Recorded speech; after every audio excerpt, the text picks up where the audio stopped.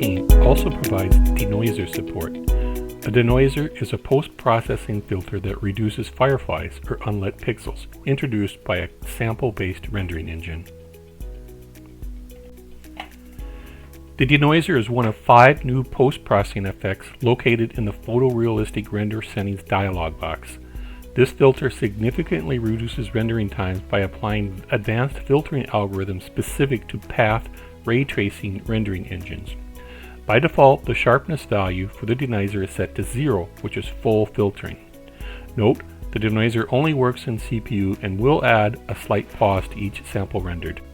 In our next example, we'll compare using the denoiser on a scene.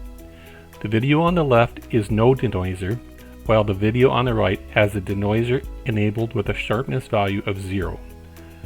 Both videos have been sped up from the actual time of 100 seconds.